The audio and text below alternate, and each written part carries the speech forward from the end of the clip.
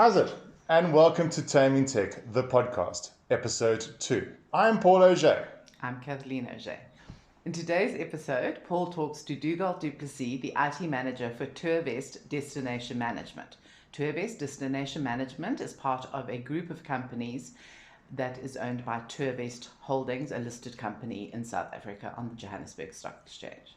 But before we get into that, if you can hear in the background, we actually are filming this on a very rainy South African day.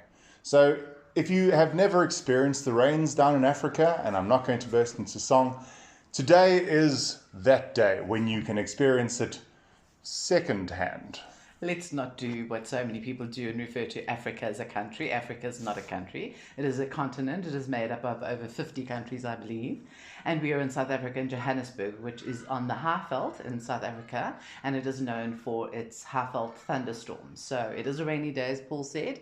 So there might be some lightning, a dramatic element, and a little bit of thunder in the background. If it's not too scary, we sort of like we'll leave it in. If it's too scary, we'll edit it out because it is quite scary sometimes. Today's episode is quite a technical episode. Dugald du Plessis, as we said, is the IT manager of Tourvest Destination Management.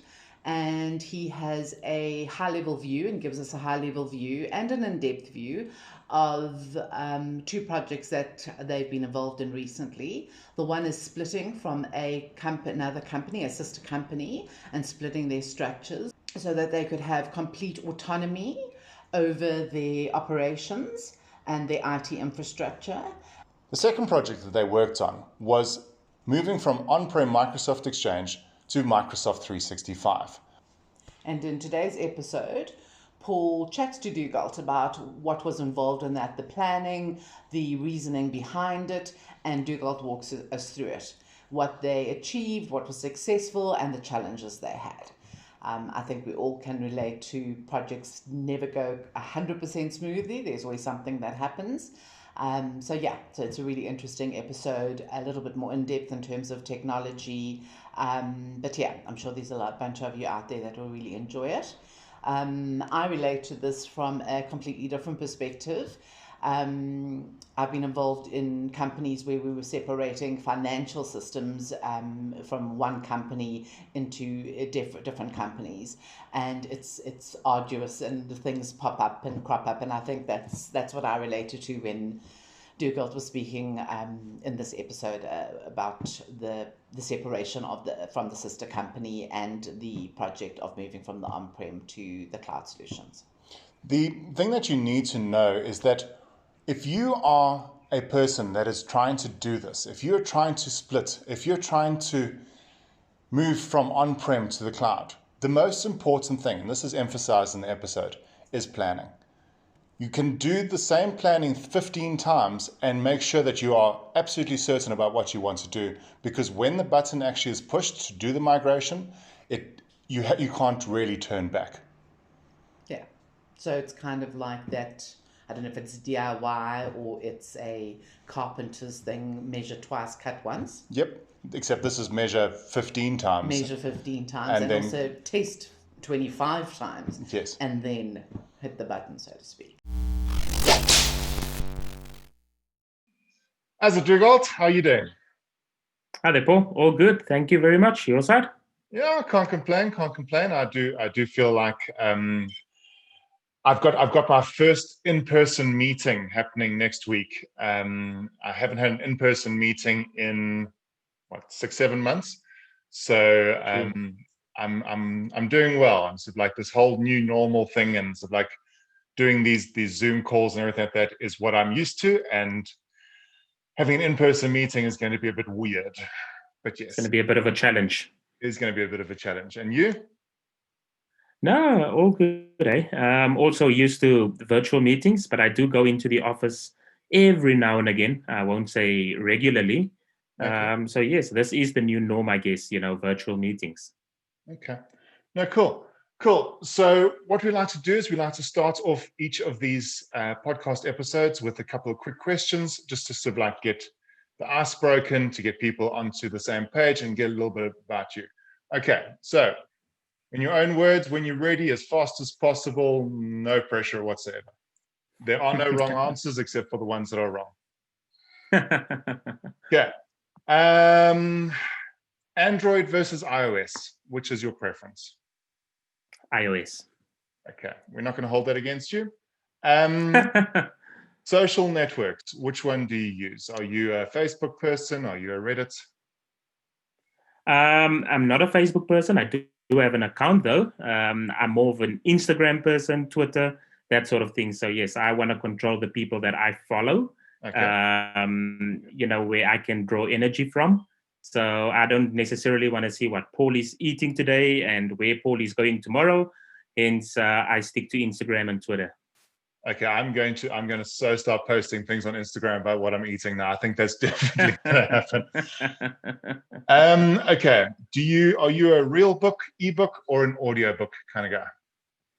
Give me a real book, real newspaper. I like the feel of the book of a newspaper. I don't know what it is about it, but yeah, give me something that I can hold. Okay, so the nostalgia element, the smell, the sort of like the weight. Absolutely. So the smell of a newspaper, I just love that. The smell of a new book. There's just something about it. So yes, I'm not an ebook person. Okay. Strangely enough, I don't know why. I lose concentration when I read an ebook. That's why I'm saying, give me something that I can hold. Well, I think there's the danger element when you've got a real book. If you're lying in bed and you're reading a real book, if you sort of like fall asleep, it is going to crack you on the head. So there's a danger element. so that is it keeps it interesting. It could be. Could be. Yeah. No, Definitely a real book. I just love the feel of it. Yes, and the smell of it. Okay. Last great TV show or movie that you've watched? More of a series person. Movies, Okay. Nowadays I watch all the kiddies movies. So series, I do watch. Barbie Goes to Play School or something like that. Yes. But more the boy stuff. So okay. So yes, but yeah, I'm into series and sports. So okay. Yes, I love my sports. Okay, what sports are you? Cricket, rugby? Cricket, rugby, golf, you name it. I flip through all the sports channels. Okay. It has been a bit of a challenge over the past 7 or 8 months with no sport on the TV or live sport, that is. Yes. So, but yeah, at least things are picking up again. Okay. Well, I can watch rugby. I can watch some cricket. I don't think I've ever understood the point of watching golf. It just it doesn't. You just follow the ball. That's all. Okay, it just doesn't work for me. It doesn't work for me. And then last one. If you could have an unlimited supply of one thing for the rest of your life, what would that be? I think that would be love, Paul. So it's not going to be data or anything like that. It's going to be love. I just feel that everyone needs love and an abundance thereof. So yes, whether it's love from family members, friends, everyone just wants love. And I think love just makes the world a better place. I love it. I love it. Yes. Okay. Let's let's move on before we start getting too cheesy there. Yeah. Okay. So, and obviously in the preparation for this podcast, I stalked you a little bit on LinkedIn, and I saw that before Tourvest Destination Management, you worked for a provincial hospital. Are you happy working under that kind of stress? I mean, you worked in a hospital. You're now working in a corporate environment. Stress is obviously part of what you do. How do you cope with that? That's a very good question, Paul. How do I cope with stress? I think, I try and stay calm in call it stressful situations. Mm. Look, when something goes down, whether it's in a hospital or whether it's in the travel industry that I'm working in now for Tourvest Destination Management, when something goes down, it's stressful. So I try and focus at the task at hand and not think so much of the impact it has got, whether it is on lives. The systems that we controlled at the hospital didn't really impact lives as such. But yes, it's part thereof of the service that you're delivering. The same with Tourvest Destination Management. I try and focus at the task at hand, and obviously try and keep level-headed, because that's the best way to look at a problem. I don't know how I really do it, to be honest with you. A lot of people tell me I'm very, very calm in stressful situations. But yes, I just try and focus at the task at hand. Would your staff have a different idea of how calm you are, or would they agree with you? No. I think, they've even mentioned it to me. My boss has mentioned it to me as well, that I'm very calm in stressful situations. And I think that's just, that's just who I am. I don't get worked up easily unless I obviously watch sports. That's a completely different story. But yes, I think that's just the type of person that I am. I stay calm. Obviously, some people know which buttons to press. But generally, I'm just a calm person. Okay, I like it. So you've been at Tourvest Destination Management now for 12 years. That's right. Now, in those 12 years, we're in 2020 now, so in 12 years, that was like 2008. In 2008, everything was on-prem. The internet wasn't great.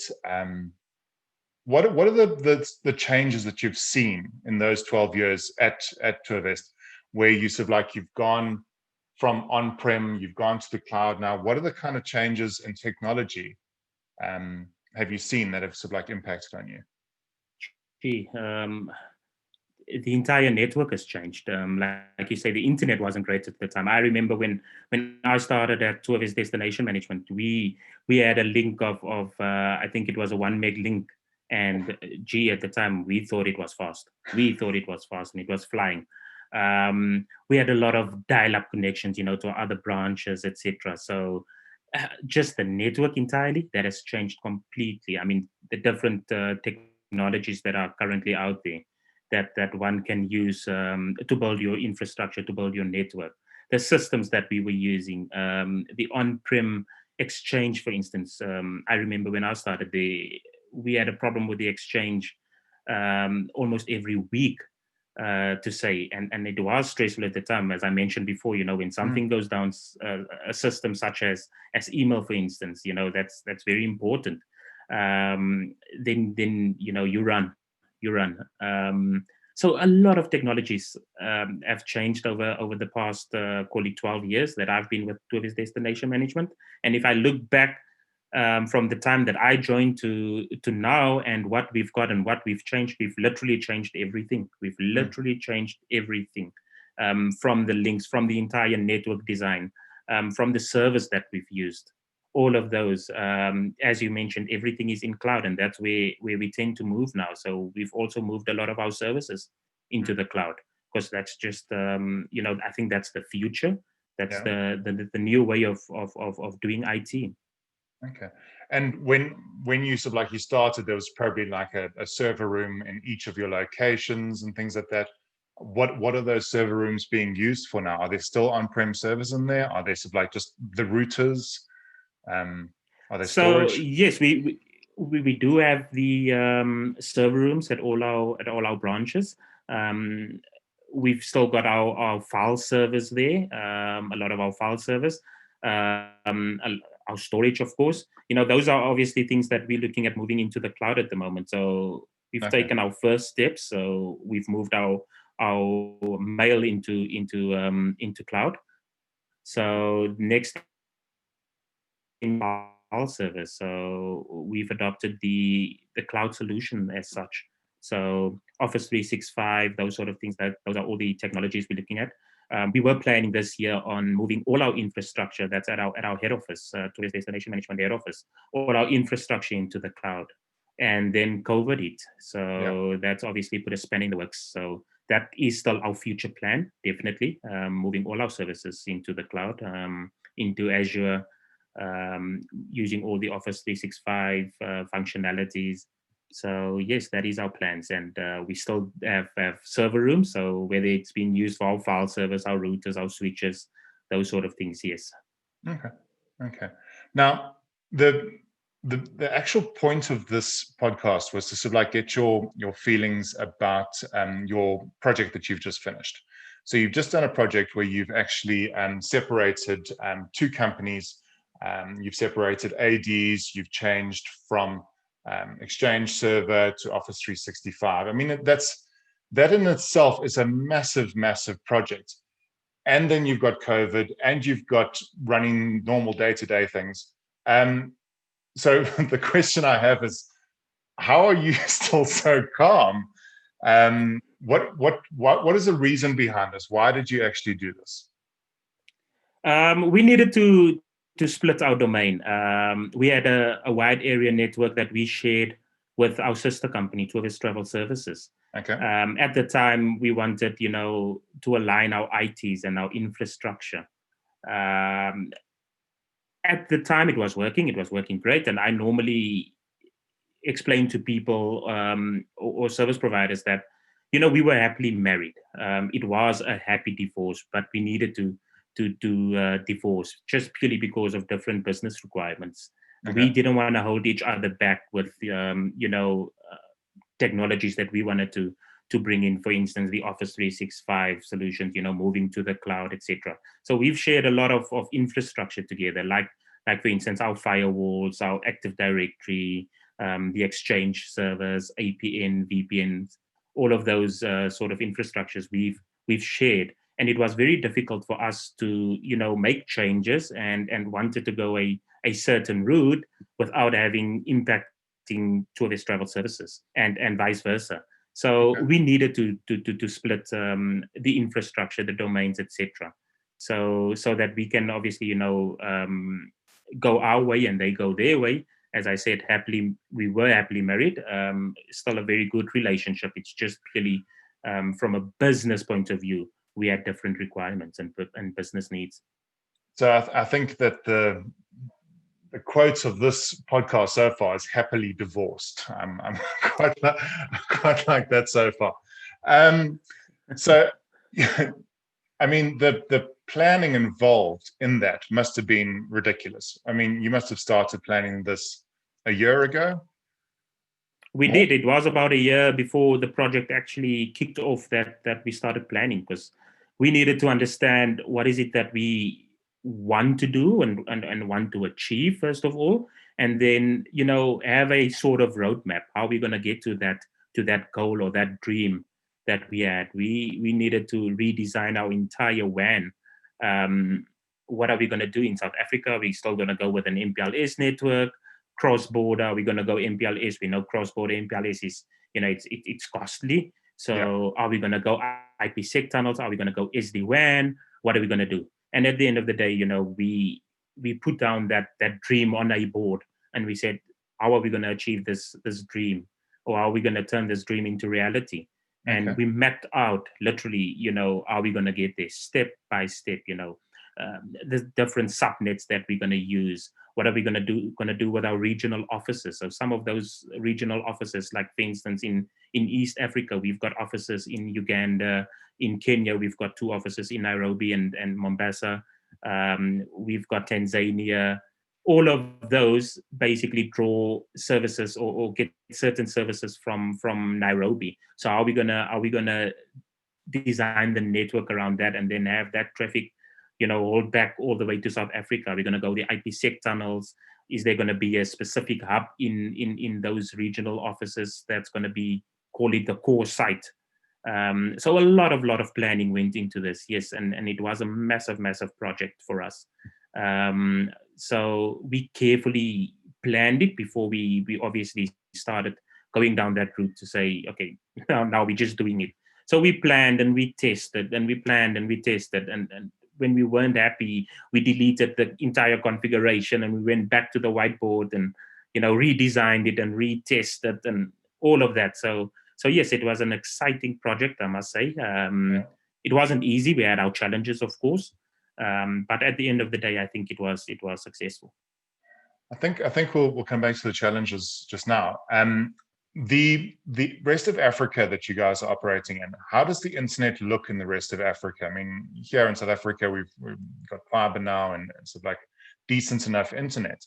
I mean, I've got 100 meg internet at my house, which is exciting. But what does the rest of Africa look like? I mean, if you're talking about MPLS, you're talking about IPsec, you're talking about all of that kind of connection. You need to have decent enough internet to be able to handle those kind of connections. The internet connection is it's quite stable there, I must say. They've got good connectivity up there. Okay. It obviously depends where in Africa you are. But in all those countries where we've got a presence, the internet connection is one. It's I won't say cheap, but it's comparable with South Africa's. And then two, it's stable. I can't remember when last we had a link down in any of our offices in Africa. So they've got quite good connection or connectivity up there. I must say that. Pricing, as I said, it's as good as South Africa's. In some of those countries, it's even cheaper than what it is in South Africa. So yes, we don't have any problems with internet connectivity in any of those countries. And you're doing IPsec in some of the countries. You're not doing anything like SD-WAN or anything? No, we're not. At the time, we wanted to go SD-WAN, and we thought, the technology is still a bit new. Maybe we should wait with it. And we just went IPsec all the way, back to our core site in South Africa. So, so once wherever we go. So wherever we go cross-border, we said, okay, we're going to go IPsec. So SD-WAN is where you've got different connectivities. Together with your firewall, you bundle those connectivities into one, and you can then obviously burst across the two, etc., and then all the traffic back to whichever side it is that you want. So yes, it's basically functionality on your firewalls as such, where you can go with different service providers and you can bundle that into one connection as such. Now, with this planning, you obviously don't want to be in the situation in 5 years' time where you go, oh hell, we forgot about doing this, or we didn't sort of like put this in place to do anything like that. So how do you plan for the flexibility? How do you plan for the fact that in 5 years' time you might want to move away from IPsec or sort of like just go to SD-WAN? How do you sort of like say, well, we've now separated our two companies? I mean, it might go all the way back to even how to name a new Active Directory. What is that kind of planning involved? That's sort of like to get that kind of flexibility going in the future. So we sat around the table or around the whiteboard as such, and funny enough, you mentioned the AD name. So, and we thought, gee, what are we going to call our AD? I mean, it's easy just to go not Tourvest Destination Management, but rather the acronym TDM. And there you go. But because we are a multi-branded company, we've got a lot of domains. We've got a lot of domains registered as well. So we needed to make sure that we don't end up with a situation where we've got split DNS. We wanted to keep our internal DNS completely separate to our external DNS. So we needed to think carefully about, what we're going to call our domain. Are we going to go with a subdomain, or are we just going to go with a domain that's registered that we know we're not using, but we've registered it? What are we going to do there? So there was a lot of planning. I mean, exactly the same with our connectivity to our other branches. Are we going to go IPsec? If we want to change it, how easy would we be able to change it? What sort of firewalls are we going to go with? All of those sort of things we needed to think carefully about, because what we said is that if we want to change anything in the next 10 years, we should be able to do so, whether it be our firewalls, whether it be our Active Directory, whether it be our internet connectivity or the method in which we connect to our Active Directory. All of that we needed to take into consideration. So yes, a lot of planning around those topics, and we needed to make sure that if we want to change anything in the next 10 years, for instance, how easy would it be for us to change? So yes, Paul, look, we'll never know whether we've got all those answers until obviously we hit something along the line where we want to implement something or we want to change something, and it might not be that easy to change or to implement. Yeah, no, absolutely. Look, I mean, we've done migrations. I've done a migration from ADs or split ADs to split different companies and things like that. I think one of my favorite parts about splitting an AD, or sort of like starting an AD from scratch, is the blank space, or the blank slate of it, the possibility of what it can be, the designing of the OU structure, to sort of like figure out everything, the security groups and that stuff. Now, you're dealing with how many staff? So we migrated, call it about 750 users, objects, easily 10,000 objects. You see, now that now starts security groups and everything. That starts getting exponentially more and more challenging. I mean, I don't want to sort of like sound weird here, but how big is your whiteboard? So really plan for this, and I'm very pedantic when it comes to my Active Directory. I'm really pedantic when it comes to that. As you mentioned, having a clean Active Directory, that's what everyone wants. That's what everyone wants, and we know how easily it can run away with you. Yes. So, for instance, the Office 365 groups. If you create a team now or a SharePoint site, that Office that it creates and it writes that back into your Active looks, it really irks me. It makes my blood boil if I see what those groups look like. Yes. So it's those sort of things, because I love a clean Active Directory, because if I want to go into my Active Directory, I want to be able to see exactly any object, anything that looks weird, and it's easy to pinpoint where a problem is if you've got a clean Active Directory and not having to go and look for something. Yeah, absolutely. So we were speaking earlier about the challenges. What are some of the challenges that you actually had in the migration? One of the biggest challenges, Paul, was ADMT, so Active Directory Migration Tool we used. We used that in combination with another tool, ProfilWiz.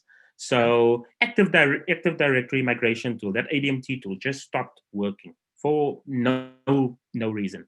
You would be busy with a massive migration of, let's call it, 1,000 objects. Yes. And halfway through it would just bomb out. And you don't know where it stopped. With no reason. With no explanation, files, nothing. Yeah. Well, they give you a log file, and that log file is about 100 pages, and now to sift through that and find the problem is going to take you forever. Yeah, absolutely. So that tool would just stop working for no apparent reason. Then you would, and it's not just as easy as opening it up and carrying on. So it would stop working. We have to reconfigure that tool basically from scratch, reconfigure it, and it happened about 2 or 3 times with us, during a migration. So those were, that was the biggest challenge, I would say.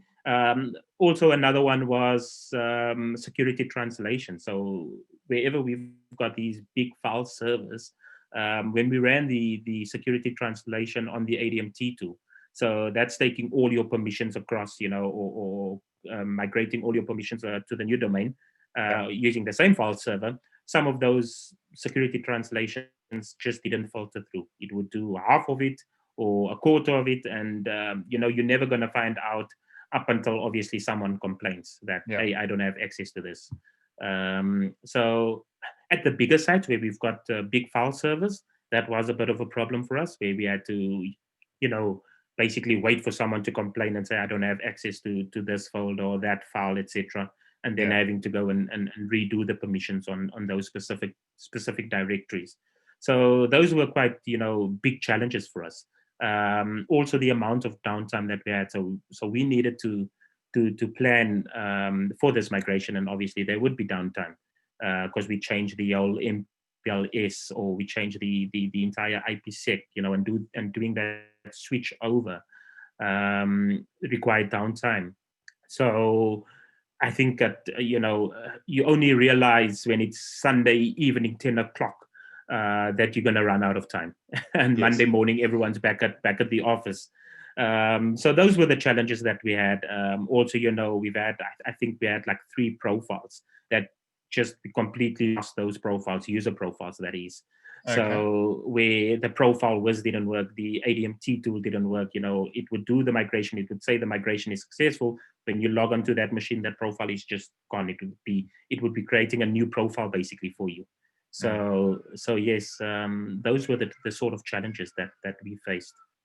So now, with the migrating of the profiles, with the migrating of the ADs, the things that didn't work, were you able to trace back anything that's like said, well, these were profiles that we created on Windows 2008 R2 or something, and those are the three that didn't come across properly, or was it just random things that happened? It was just random. So we obviously at first, when we hit the second one, we wanted to look for similarities between the two machines. Is it, using the same operating system and the same version of that operating system? Windows updates, those sort of things. We've looked at basically everything, and we could not find anything. We could have missed it maybe, but we could not find anything to say that this is the exact reason why this particular profile did not migrate across. With this kind of move, obviously you've got you and your staff that are involved in the planning, and in obviously the practical moving computers to different domains and things like that. How many staff actually were part of this that helped out with the move, whether it's at your premises in Stanton, or you've got your other branches and things like that? So how many are you looking at? So at our branch in Stanton, we used 7 of our staff.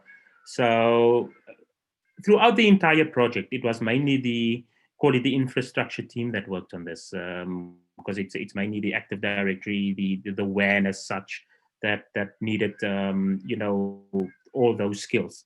When it came to the actual migrations of the machines, we used all our internal resources, IT resources, at all the sites where we've got our resources. We've roped them in. So we've basically made use of everyone that we've got when it came to the actual migration of the user machines. On the higher level, so the object migration, so your security groups, your distribution list, your user migrations, those sort of things. It was mainly the infrastructure staff that dealt with that. This move, what would you recommend to people who are planning something like this move? Would there something that you should like say, okay, now stop before you do anything and think about this? If people are separating from other companies, if people are looking to go from on-prem Exchange to Office 365 or Microsoft 365, as they're calling it now, what would your advice be? Would your advice be run away or plan? I would say plan. Make sure that you're not just doing this migration for the sake of it, because you want to break away. Why are you? Or ask yourself the question: why do I want to do this? What do I want to achieve? So put down what do you want to achieve, and then obviously map out how you want to achieve that dream or that goal. So yes, I mean it obviously depends how you're going to do your migration, but yes, it's something that needs careful planning. Careful planning. That's planning and testing. I cannot emphasize that enough. Is the planning and the testing. It needs to be spot on. It really needs, your planning needs to be spot on, and your testing, you need to really not just do 2-3 machines, test 2-3 machines, or migrating 2-3 profiles, or those sort of things. Really do your testing, like proper testing. See what happens on your DNS level. Make sure that you don't sit with a situation where you'll have split DNS. Think about your name of your Active Directory. Think about how that will tie in if you've got plans to move into Office 365. Will it be your tenant name? Would it be the same as your Active Directory name? Think carefully about those sort of things. So yes, that's the sort of advice that I can give others. We've been through the pain, and yes, as I said, it was an exciting project. It really was. So how has this impacted on your IT team or your infrastructure team? And instead of sort of like having people that were working on Exchange the whole time, you've now got Office 365. Have you redeployed them? Are they trained up in different ways? Have they got what does the team look like now? Has it changed? So it hasn't really changed as such, Paul. So it's still the same team, but I would say they are multi-skilled now. Instead of only focusing on Active Directory now, for instance, we've got someone, that same person looking after Active Directory and, for instance, the firewall, or Active Directory and Exchange Online, those sort of things. So I would say it definitely has helped us in terms of upskilling the staff. As they multi-skilled now, across all those sectors: Active Directory, on-prem, Azure Active Directory, Exchange Online, etc. Yeah. So yes, it has really helped us a lot in terms of skills development.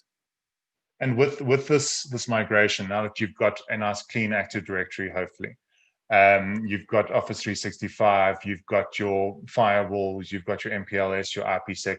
Is it simpler now? Is the whole way that you're managing your network simpler? I mean, does it feel better? Do you breathe a sigh of relief?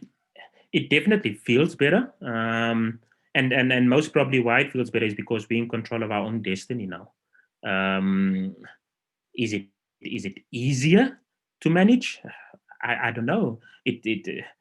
Before we've done this whole migration, we had shared, as I mentioned, shared infrastructure, and some of those responsibilities didn't lie with us as TDM. It was with TTS. So, for instance, the firewall, we never managed the firewall as such. It was done. It was a role or responsibility on the Tourvest Travel Services side. Now that obviously sits with us, so it's more responsibility. Yes. Is it easier to manage? Yes, it is, because when we want something done, we don't have to, wait for someone at the Tourvest Travel Services side to, get a gap and do it for us. We obviously jump straight into it, but it's definitely more responsibility. That's for sure. It feels good to be able to manage, your own services. As I said, you in control of your own destiny. The migration of the AD, there's obviously tools to that even if they're not the perfect tools. To migrate the firewall, what was that like? Because firewalls, there's rules by the hundreds of thousands, there's ports that are open, there's redirect rules, there's everything. What firewalls are you on right now? We currently use Fortigate Firewalls. Okay. We shared a firewall with Tourvest Travel Services. That was a Juniper. So the migration of the firewalls, that was quite fun. I must say that was fun. It took us about a week to just do the rules, and I'm not exaggerating here. So we had one set of external IP addresses and one subnet as such. So we needed to make sure that we're moving across. So we're taking all our services of the firewall, or all our rules of their firewall, and needing to implement that on our side, but with a new set of subnets that have been given to us by our service provider. So it's still the same service provider, but they now needed to split that out for us. So that was quite fun. It literally took us about a week, and there's no real tool to help you as such. You do get tools that they claim that it works. We have tried a couple, and I can tell you now it does not work as well as what they claim. So a lot of it was manual. We needed to set up that basically our firewall from scratch. And we don't just have 5 or 10 rules on that firewall. We've got literally hundreds and hundreds of rules. So we needed to plan carefully for that as well, because you cannot really go and test that on call it a test environment, because it's live services that are running on that. You actually only gonna find that out when you implement those rules. So we've created all those rules, and as we put a new site onto this new Active Directory and MPL, our new MPLS, we needed to go and test all these rules then to make sure that and it's impossible to test every single rule, of course. But we needed to test the main services that's filtering through, or the traffic that's filtering through that that firewall. So we were able to do that, as we brought a site live on the new MPLS, we could test certain services. So I can tell you now that was a lot of fun. That was a lot of fun. Well, I think if you're looking at some sort of tool, exporting all the rules from the old firewall, putting them into the new one, you've got a split between your company, Tourvest Travel Services, they've got certain rules, you've got certain rules. On Juniper, going to Fortigate, I think it actually might firstly be simpler to do it manually. I think secondly, it might be cleaner to do it manually. Correct. Because you kind of go, well, we don't actually need that rule. That rule's stupid. Or correct. So that's exactly what we did. Is we exported all our rules that we've got on the that we had on the Juniper firewall. We exported everything, and we went through those rules line by line, and we said, is this actually? So we in fact did a audit on all our rules and say, do we still need this rule? Do we still need this service? Do we still need this virtual domain that we, for instance, ran on the firewalls? So all those sort of things, we looked at it carefully, and we said, we as such did an audit on our firewall rules. And once we were happy, we obviously then went to the new firewall and we implemented it on the new firewall. Okay. Now, obviously, you're talking about testing and testing on a firewall with live things. It's much more challenging. Where you were doing the testing before the migration on your servers, connecting endpoints to the servers, were those actually real machines, or were you doing it all as virtual machines, like separate? So we had real machines.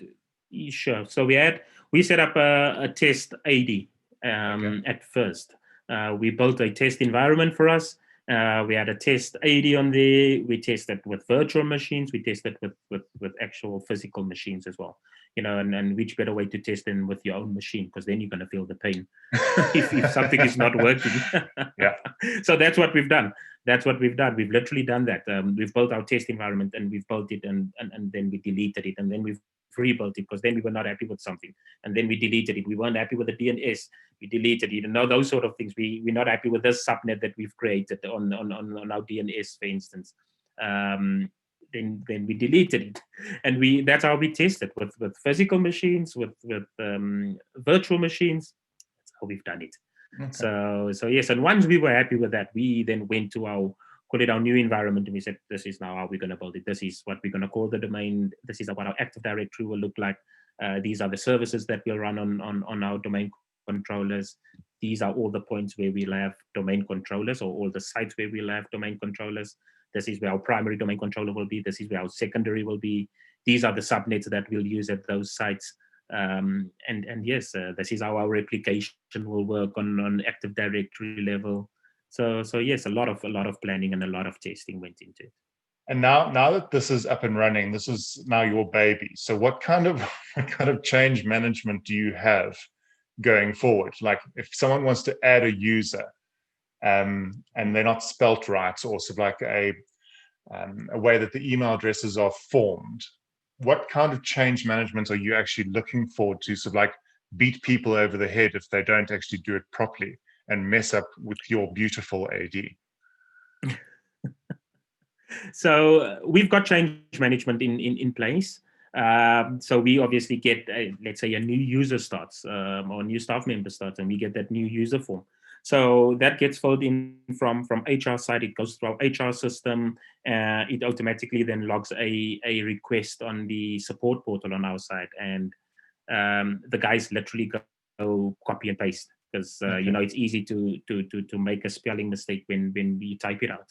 So we basically go copy and paste, but based on the change control that we've got. Yes, we are looking at implementing new procedures now, where we give the ability to our human capital or HR department as such, where they can create those users as they fill it in on the HR system, that it automatically gets written into AD with the proper control, of course, in place, so that it gets approved by one of the IT staff members. So we are looking at those sort of things. The turnaround times would obviously then improve. Yeah. They then disable and enable accounts, when someone leaves, HR is obviously the first to know about it, and they can then set an expiry on that user account, and it will then do everything in Active Directory together, write it through to Office 365 or Microsoft 365, and delete that mailbox in Exchange Online, etc. So we're looking at implementing all those sort of changes on our side. Yes. Yeah, look, with the change management, just if you said to me HR is going to be in control, it just terrifies the hell out of me. So I'm sort of like I'm pleased you put in there's going to be change management and approvals and other things, because yes, having someone else touching my AD, it freaks me out. Now, as I mentioned, we're very pedantic about our Active Directory. Any system that we implement, and we hear that, if we hear that thing writes back to AD, we want to know why. Yes. Can we not change that? We want one directional from AD to whichever system. We don't want it to write back to our Active Directory. So we're very pedantic about those sort of things. Yeah. So yes, those Office 365 groups and the way they look. Well, we do, and then there's no way to stop that. Because we need it, and it creates a distribution list as such. Yes. So, but just the way that I don't know why Microsoft could not, have done it differently. But maybe those changes are still coming. But at the moment, I'm not happy with with some of those Office 365 groups. Yeah, no, absolutely. They are terrifying, and they're long and scary looking, and they're made by people, and they're not spelt right, and it's weird. Yeah. Okay. So you're dealing with tourism. You're dealing with yourselves. You've got partners. You've got millions of different people all over the place. You've got end users through those partners. How do you collate all this information? I mean, you're doing accommodation and adventure travel and group travel and logistics management and a whole bunch of other things. How do you collate all that information into some sort of a manageable platform that people can actually deal with and interact with? So we've got a lot of systems in place, Paul. For us or for me as the IT manager, it's important to make sure that we've got the platform or the infrastructure to support those systems. But yes, we've got a lot of systems in place that would deal with all those scenarios as such. So yes, for me, and I'm not really involved in the system side of things, so more on the infrastructure side. So my job is just to make sure that we've got the infrastructure to support those systems. Okay. Your job as IT manager for Tourvest Destination Management is supporting the travel industry of South Africa, the travel industry of Africa. That is a beautiful thing to be a part of. I love South Africa. I love traveling through to Africa. Have you realized how that is your roles actually impacting on people's fun times, their holidays, their experience of our country? So yes, Paul, I do realize that I do play a role, whether it is behind the scenes, yes, but I do play a role in making someone else's dream reality, and it's a good feeling, being part of that puzzle. As I mentioned, yes, I'm behind the scenes in making that dream a reality, but I do play a role, and we've got such a beautiful country. And we just want, or I just want people to visit our country and see the beauty, and not just the country but the continent. Yes, so yes, it is a nice feeling. Okay, I'm gonna put you on the spot here. Let's say the listeners are from the US, from the UK, from wherever. Where would you recommend that they come to? Is it our shorelines? Is it our bush? Is it the rest of Africa? What would you suggest to them? For me, I just love the bush. My wife's not gonna agree with me there, but okay. I just love the bush. So for me, the Kruger is always a winner. I love the Kruger, especially the Sabi Riverside. So that for me is that's my love. Or I won't say my love, but that's where I would go if I visit South Africa. And where would you ask? Some might differ with me. My wife would obviously go to the beach. She's a beach person, give her the beach any day of the week, and she'll happily go For me, I'm more of a West bush baby. Coast, East Coast, Durban, Cape Town, Eastern Cape. So my wife, Western Cape side, definitely. Okay. She loves the Western Cape, especially the South Cape or the Southern Cape as such. Western Cape, the water a little bit cold, but yes. So Southern Cape, Garden Route, Mossel Bay, Knysna, George, that area. Yes. Oh, beautiful, beautiful areas. But thank you, Dugald. That was brilliant. Thank you for sharing your experiences with us. I'm not jealous of the fact that you just went through this. I'm jealous of the fact that you got a nice, beautiful AD now and things like that. What would you recommend or advice would you give to anyone who's who's listening to this and going, I'm sort of like an IT tech, and I now want to sort of like get to where Dugald is. What is the direction that you can sort of like you can point them in? What is the is for me, it's always, as IT people, we always tend to, want to do everything. I want to look after the exchange, or I want to be in networking, I want to be in programming. For me, it's like finding your first love. What is it that I want to do? You need to specialize in something. So I cannot be, a programmer and a sort of network administrator as such. Find what it is that you love, or where your passion is. Once you've discovered that, then sort of map out a direction for you. Where do you want to specialize in? Is it infrastructure as a whole? Do I want to specialize in security, so firewalling as such? What is it that I want to specialize in? Nowadays, it's easier, to specialize in sort of, or not specialize, but to touch on all those sort of areas like security, networking as such, domain level, with everything being in the cloud. So it's easier, I can do Exchange Online, I can do Active Directory in Azure, for instance. I can do firewalling there. I can basically do everything, or learn a little bit about everything. But that obviously falls under the, call it, infrastructure umbrella. So find what it is that you love, or what you want to specialize in, and then take it from there. Brilliant. Dugald, thank you so much. Where can we get hold of you? Where can we get hold of Tourvest? And how do we get more information about you guys? So, we've got a website, www.tourvestdm.com. All our information on the website. I'm personally on Instagram. Tourvest Destination Management has got an Instagram page. We're on Twitter. We're basically on all the social media platforms. You'll find all the information. I obviously don't know all those handles, but you'll find all the information on our website. Perfect. I'll put them into the show notes as well, just so that everyone can get that. And thank you very much.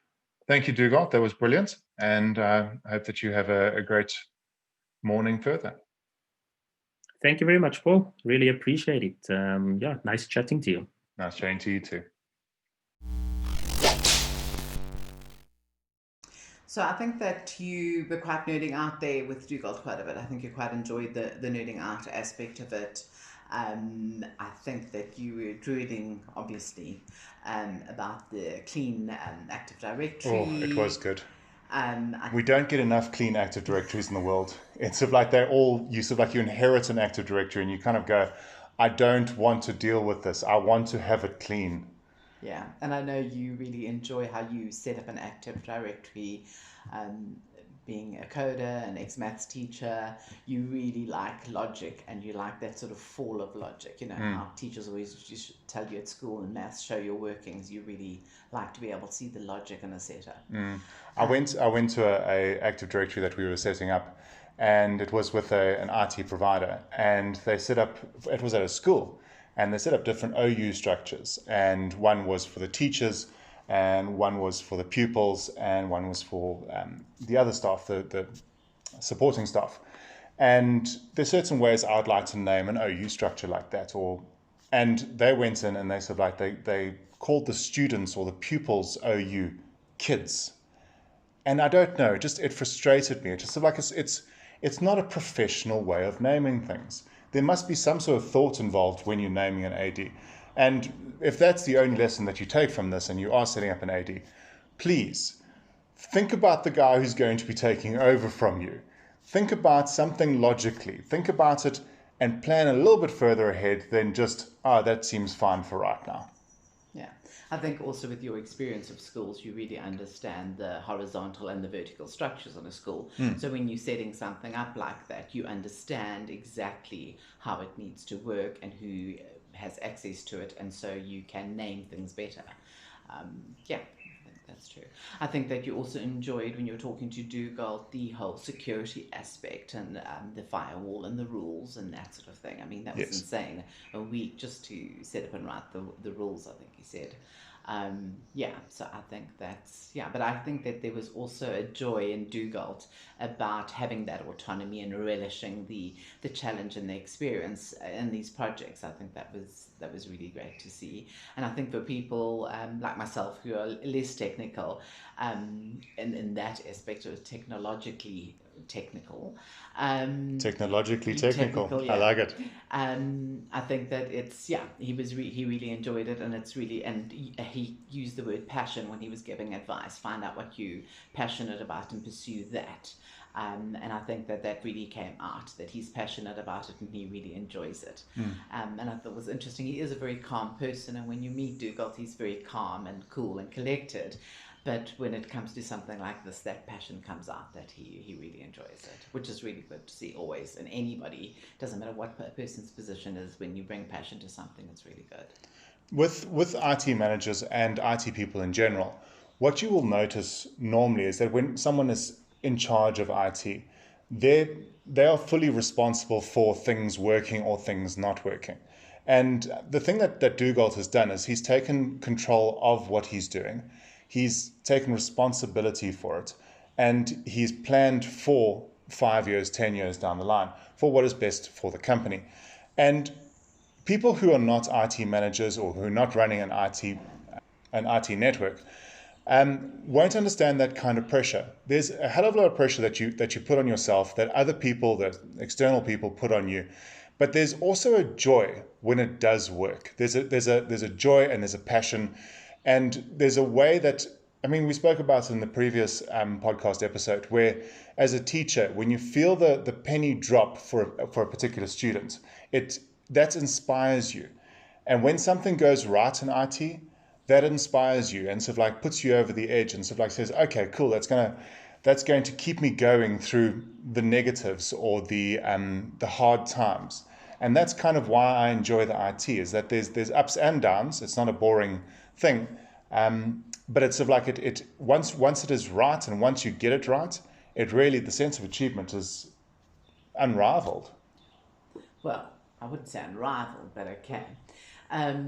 I think that the thing about IT is that when it works, it's in the background and you don't notice it, and that's really what you want to achieve. It's the same thing with websites. You don't want the user to experience the clunkiness or the change or the shift in technology.